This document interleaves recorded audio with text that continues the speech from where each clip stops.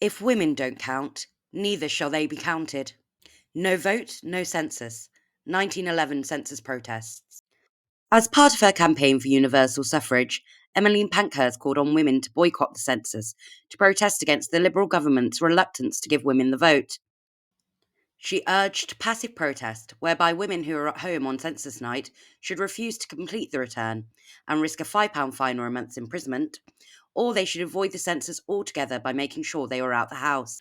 On the 2nd of April 1911, householders were asked to list everyone in the house.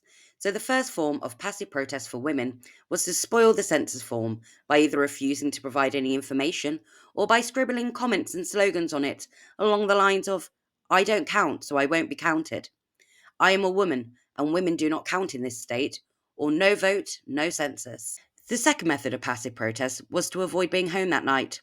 Women hid or kept moving from place to place throughout the night to avoid being recorded.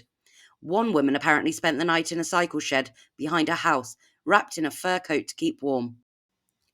Emily Davison, who would tragically lose her life at the Derby 2 years later, hid in a broom cupboard in the Houses of Parliament for 46 hours so she could recall the Palace of Westminster as her place of residence. Discovered by a cleaner, she was arrested, then released without charge. Emily was duly recorded in the 1911 census, with her address being given as found hiding in the crypt of Westminster Hall, Westminster. Ironically, however, Emily's landlady at her rented home in Coram Street also recorded her on the census form, so she was actually recorded twice. After the census protest, Emmeline Pankhurst wrote a letter to the press. "The census is a numbering of the people.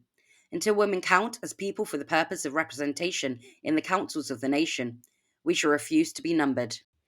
But was the boycott successful in disrupting the census?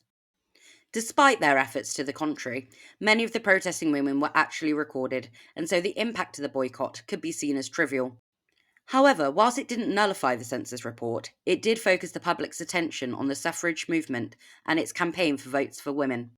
Eventually, after the First World War, Parliament passed the 1918 Qualification of Women Act, which enfranchised those women over the age of 30 who were either householders or married to a householder or who held a university degree. It was not until the 1928 Representation of the People Act that women were granted the right to vote on the same terms as men. Subscribe for more bite-sized history from Historic UK.